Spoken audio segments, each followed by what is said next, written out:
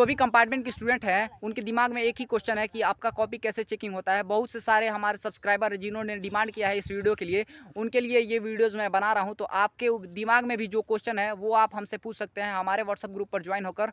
मैंने उसका लिंक अपने डिस्क्रिप्शन में दे दिया है, तो आप वहाँ पर आइए हमसे और ज्वाइन हो जाइए, और जो भी आपके दिमाग में क्वेश्चन है वो हमसे पूछिए। फिलहाल इस वीडियो में हम आपको यही दिखाने वाले हैं कि आप लोग की कंपार्टमेंट की कॉपी कैसे चेकिंग होती है, उसका पूरा प्रोसेस मैं इस वीडियो में दिखाने वाला हूँ। तो चलिए दिखाता हूँ, लेकिन आपसे एक ही उम्मीद है कि अगर आप चैनल पर नए हैं तो प्लीज़ चैनल को भी सब्सक्राइब करिएगा और वीडियो को भी लाइक करिएगा। तो चलिए हम आपको पूरा प्रोसेस दिखा देते हैं कि कैसे आप लोग की कंपार्टमेंट की कॉपी चेकिंग होती है और कैसे आपका सेंटर से कॉपी रीजनल ऑफिस तक जाता है। तो चलिए स्टार्ट करते हैं।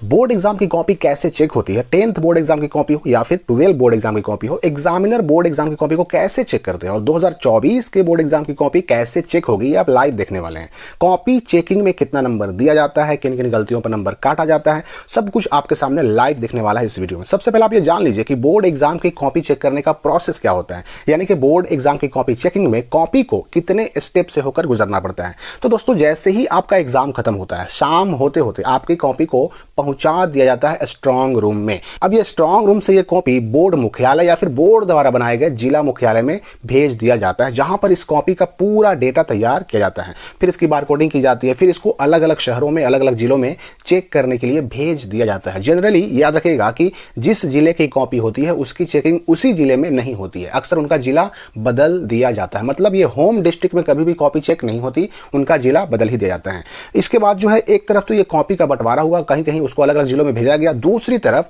जहां जहां कॉपी की जांच होनी है, यानी मूल्यांकन केंद्र, इवैल्यूएशन सेंटर, वहां वहां टीचर्स को अपॉइंट भी किया जाता है, एग्जामिनर के रूप में उनकी नियुक्ति भी की जाती है। अब 10, 12, 15 एग्जामिनर के ऊपर होते हैं एक हेड एग्जामिनर, और ये हेड एग्जामिनर के ऊपर होते हैं पूरे केंद्र के, पूरे मूल्यांकन केंद्र के, यानी कॉपी जांच केंद्र के निदेशक, जिनको मूल्यांकन केंद्र निदेशक भी कहा जाता है।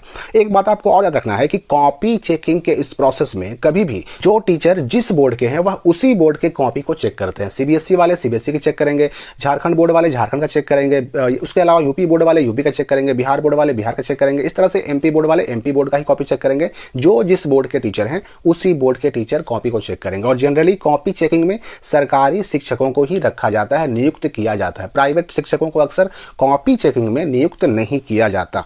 अब आते हैं कि ये कॉपी जांच में आखिर जो है कौन कौन सी चीजें बड़ा इंपॉर्टेंट होती हैं नंबर देने में, जिनका सबसे बड़ा रोल होता है। तो एक बात याद रखिए कि बोर्ड एग्जाम की कॉपी चेकिंग में साइकोलॉजिकल इफेक्ट सबसे बड़ा काम करता है। और ये बात मैं खुद के एक्सपीरियंस से कह रहा हूं, क्योंकि मैं खुद भी एक टीचर हूं और हर साल बोर्ड एग्जाम की कॉपी भी चेक करता हूं। तो अब मैं रहूं या कोई और टीचर रहे, हमें जो सबसे पहली चीज प्रभावित करती है, जो इंप्रेस करती है, वो चीज होती है आपकी राइटिंग। क्योंकि इवैल्यूएशन सेंटर यानी कि कॉपी जांच केंद्र पर शिक्षक के सामने आप तो होते नहीं है, स्टूडेंट तो होता नहीं है, टीचर के सामने होता है तो सिर्फ आपकी कॉपी होती है। और उसी कॉपी के आधार पर एग्जामिनर को यानी कि टीचर को अंदाजा लगाना होता है कि आप किस लेवल के, किस तरह के स्टूडेंट हैं, अच्छे स्टूडेंट हैं, एवरेज स्टूडेंट है या फिर एवरेज से भी नीचे के स्टूडेंट है। और इसी पर डिपेंड करता है, इसी पर निर्भर करता है कि आपको कितना नंबर, कितना मार्क्स मिलेगा। इसलिए टीचर जो होते हैं, एग्जामिनर जो होते हैं, बोर्ड एग्जाम की कॉपी चेक करते समय 3 चीजें देखते हैं। पहला आपकी राइटिंग, दूसरा आपके आंसर लिखने का तरीका, और तीसरा आपके आंसर की शुद्धता, यानी आपका आंसर कितना सही लिखा हुआ है। और इन्हीं 3 चीजों पर फैसला होता है, इन्हीं 3 चीजों पर यह डिपेंड करता है कि आपको बोर्ड एग्जाम की कॉपी चेकिंग में कितना नंबर मिलेगा। अब अगर आपने अपने राइटिंग से, अपने लेखन शैली यानी कि लिखने के तरीके से और अपने सही आंसर से एग्जामिनर को साइकोलॉजिकली इंप्रेस कर लिया, तो फिर आपको हर सवाल के जवाब में पूरा नंबर मिलता चला जाएगा। क्योंकि कॉपी के शुरुआत में ही अगर टीचर को राइटिंग और आंसर दोनों अच्छे दिख जाते हैं तो फिर आगे आंसर्स को उतनी बारीकी से नहीं पढ़ा जाता और फुल मार्क्स मिलते चले जाते हैं। अब सवाल ये उठता है कि बोर्ड एग्जाम की कॉपी जांच में नंबर कब कटता है और किन कारणों से कटता है। तो जब किसी स्टूडेंट की कॉपी को खोलते ही कॉपी चेक करने वाले शिक्षक को नजर आता है कि राइटिंग खराब है, आंसर को सही से नहीं लिखा गया, या फिर उत्तर नंबर, आंसर नंबर नहीं लिखा गया, ओवर राइटिंग की गई है, काट कूट किया गया है, तो उस छात्र का इमेज जो बनता है ना टीचर के नजर में, वो कॉपी चेक करने वाले शिक्षक के नजर में अच्छा नहीं बनता, जिसकी वजह से सही आंसर लिखे होने के बावजूद ऐसे छात्र को, ऐसे स्टूडेंट को पूरा नंबर नहीं मिल पाता। अर्थात अगर छात्र का टीचर की नज़र में अच्छा इमेज बन गया, यानी आपने टीचर को साइकोलॉजिकली इंप्रेस कर लिया, तो फायदा ही फायदा। और अगर आपका इमेज खराब बन गया, आपका इंप्रेशन गड़बड़ा गया, तो फिर हर तरफ से नुकसान ही नुकसान।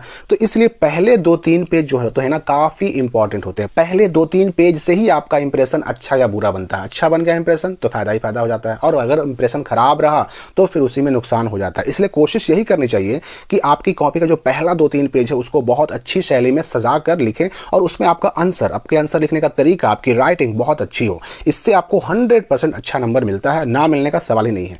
एक बात और याद रखें कि कॉपी चेक करने वाले जो शिक्षक होते हैं, जो टीचर होते हैं, एग्जामिनर, वो भी आपकी तरह, हमारी तरह एक इंसान ही होते हैं। कोई भी टीचर कभी नहीं चाहता कि वह अपने पेन से, अपने कलम से किसी को फेल करे।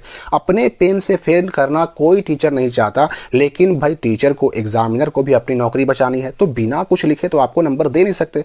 क्योंकि आपको मैं बता दूं कि हर टीचर की चेक की हुई कॉपियों में से कुछ को हेड एग्जामिनर दोबारा चेक करते हैं। इसलिए बहुत मजबूर होकर के ही टीचर किसी को फेल करते हैं, वो भी तब जब छात्र की कॉपी में पास करने लायक कोई आंसर या कोई क्वालिटी हो ही नहीं। तो 2024 के बोर्ड कॉपियों की जांच कुछ राज्यों में शुरू हो चुकी है, तो कुछ राज्यों में शुरू होने वाली है। अगर आपने अपनी कॉपी में इन बातों का ख्याल रखा है तो बिल्कुल निश्चिंत रहें कि आपको नंबर अच्छा जरूर मिलेगा। आपके बेहतरीन रिजल्ट की शुभकामनाओं के साथ मिलते हैं अगली वीडियो में एक नई जानकारी और अपडेट के साथ।